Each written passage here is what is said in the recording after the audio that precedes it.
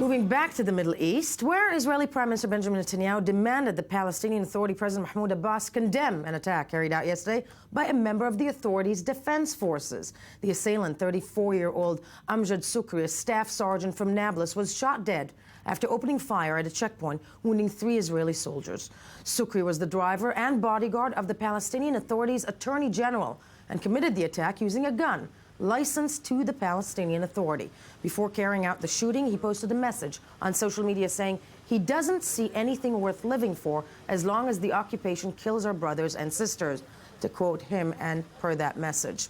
The stated motives echo the sentiments of scores of Palestinians who've carried out over the last 4 months several attacks, but an escalation from stabbing and car rammings to live fire could spell disaster for the region.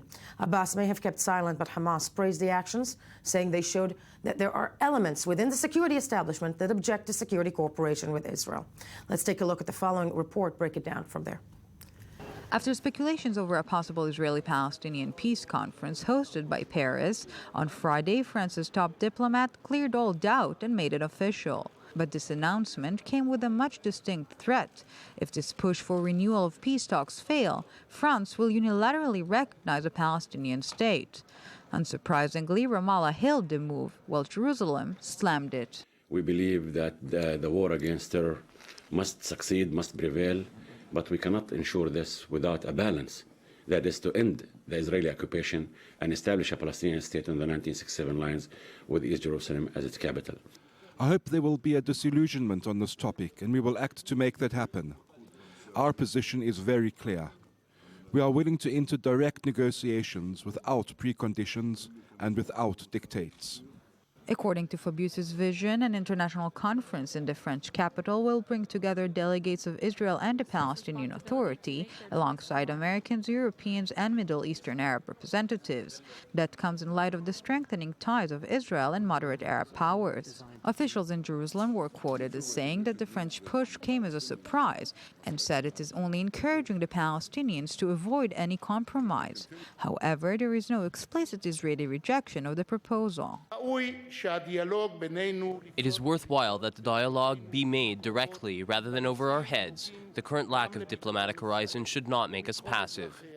The voices from Washington were not explicit either, saying the U.S. continues to support and believe in direct talks between Israel and the Palestinians on the way to a peace agreement. The French foreign minister was in charge of numerous motions to bring about a breakthrough in the long-standing conflict, most notably his UN resolution push, in which guidelines and timeframes for negotiations will be imposed on both sides. Joining me in studio, I-24 News diplomatic correspondent Tal Shalev. Good morning to you, Tal. Good morning. A French initiative. There were many, tweets yesterday by political correspondents across, the land of Israel. The French sounded as if they're giving an ultimatum, which one would say. The Israelis responded. What did they say? Well, the main Israeli response is to reject this ultimatum, and the main logic behind this rejection is to point a finger to a twisted logic. That is what the Israeli officials are saying. That the Israeli ultimatum, that the French ultimatum gives, because what Israeli officials are saying is if the Palestinians already know that if this push fails, they will get a Palestinian state. Right. Why should they make any compromise? And one should say that actually that's a valid point. Of course, you're also hearing a lot of scutters in Jerusalem and a lot of talk in Jerusalem about Fabius and about the fact that Fabius is about to leave his post and he wants to leave a legacy behind him.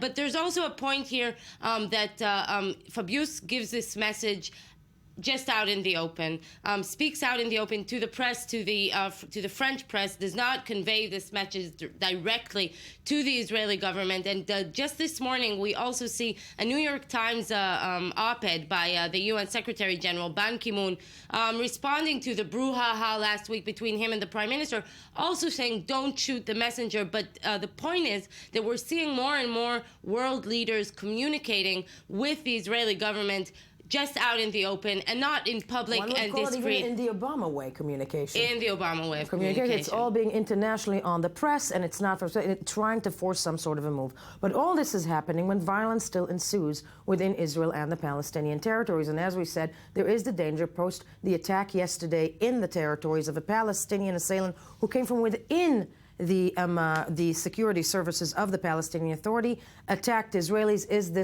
Is this a new phase? So we're joined on the phone right now by former Shin Bet chief, that's the Israeli General Security Services, current Minister of Parliament for the Yesh Atid party, Mr. Jacob Perry. I want to thank you for joining us. When it comes to the cooperation between Israel and the Palestinian Authority in the territories, is this the most dangerous thing, that if that falls apart, then there is no hope for anything anymore? No doubt, no doubt. The relationship and the cooperation between the security organization of Israel and the Palestinian Authority is essential. They are still cooperating in a high level. What happened yesterday is an extraordinary thing, and we shouldn't draw any conclusions from it. And as far as I know, Abu Mazen and his cabinet is still insisting of this cooperation, and we should keep it because both sides are. Mr. Perry, I'm going to stop you and ask you if was it truly an extraordinary thing? Because over the course of the last 4 months, many extraordinary things have happened, and the current administration in power in Israel, keeps maintaining that these are lone wolves, whatnot, but these lone wolves are becoming more and more. So what is the solution to that, especially if they're using also ammunition and guns right now of the Palestinian Authority? Well, I still insist that in extraordinary occurrence that a guy or one who is serving in the Palestinian security forces is doing such a horrible terrorist act. But yes, you are right. The terrorist wave is still on. And we have every day something like between 2 to 4 terrorist acts. And still the awareness of the security forces and the citizens is really astonishing, but it doesn't stop. And there are a lot of reasons that these lone wolves terrorist acts are still on. And of course, it's the incitement of the Palestinian Authority, it's the frustration, it's the despair, because the solution is not an army solution. The solution is a political solution, and Israel is not initiating anything for the current moment, and is even hesitating when the French are coming with a kind of initiative. It's not the ideal initiative, it's a precondition initiative, but we should be positive on every initiative that can solve or build walls of hope and finish the despair. And finish the despair, or the road that is spiraling out of control, so to speak. Do you, is the opposition or members of the opposition going to try and push the current administration to try and submit to this initiative? Well, I don't know what will be exactly the opposition status. I can speak in behalf of myself and Yesh Atid. We are for initiative. And though the French initiative is a kind of trying to do something before the French are appealing to the Security Council, so it's not a very clear and I would say not an honest, but it's a try to do something. It's an attempt, but judging from your words, isn't any attempt at this point better than none?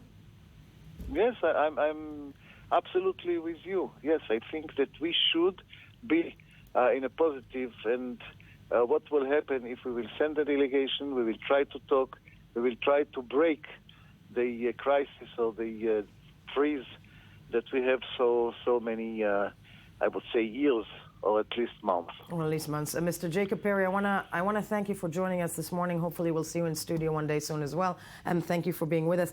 Tal Shalev, still with me in studio. I want to put in really quickly Christian Malal from Paris, France, who's joining us on the phone. That French initiative, ultimatum, yes or no? Is Fabius really going to end up declaring, recognizing Palestinian statehood?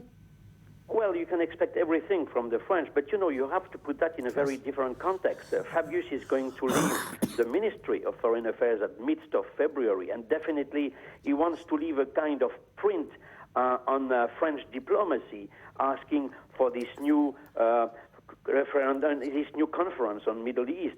And at the same time, you have French President Hollande, who does want to become a mediator wherever he can. We have seen it recently with the visit of President Rouhani, the Iranian president in Paris, when he asked to be the mediator between Saudi Arabia and Iran. And definitely, does that mean that France has a chance to succeed? I am not sure.